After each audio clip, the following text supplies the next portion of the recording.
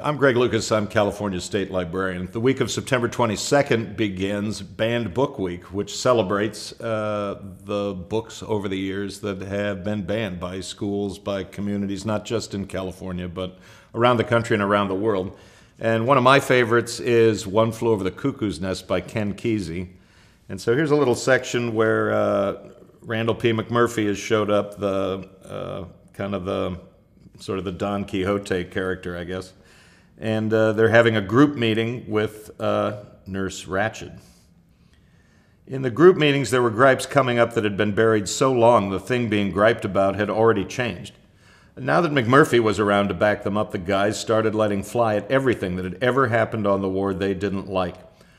"Why does the dorms have to be locked on the weekends?" Cheswick or somebody would ask. "Can't a fellow even have the weekends to himself?" "Yeah, Miss Ratched," McMurphy would say, "why not? If the dorms were left open, we have learned from past experience you men would return to bed after breakfast." "Well, is that a mortal sin, nurse? I mean, normal people get to sleep late on the weekends." "You men are in this hospital," she would say, like she was repeating it for the 100th time, "because of your proven inability to adjust to society. The doctor and I believe that every minute spent in the company of others, with some exceptions, is therapeutic, while every minute spent brooding alone only increases your separation. Is that the reason that there has to be at least 8 guys together before they can be taken off the ward to OT or PT, or one of them Ts?" "That is correct." You mean it's sick for me to want to be off by yourself?" "I didn't say that." "You mean if I go to the latrine to relieve myself, I should take along at least 7 buddies to keep me from brooding on the can?"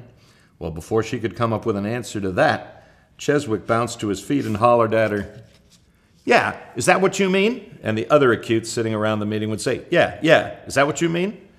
Nurse Ratched would wait till they'd all died down and the meeting was quiet again, and then say quietly, "If you men can calm yourself enough to act like a group of adults at a discussion instead of children on the playground, we will ask the doctor if he thinks it would be beneficial to consider a change in the ward policy at this time."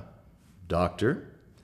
Everybody knew the kind of answer the doctor would make, and before he even had the chance, Cheswick would be off on another complaint. "Well, then what about our cigarettes, Miss Ratched?" "Yeah, what about that?" the acutes grumbled. McMurphy turned to the doctor and put the question straight to him this time before the nurse had a chance to answer. "Yeah, Doc, what about our cigarettes? How does she have the right to keep the cigarettes? I mean, there are cigarettes piled up on her desk in there like she owned them. Bleed a pack out to us now and again whenever she feels like it. I don't care much about the idea of buying a carton of cigarettes and having somebody tell me when I can smoke them."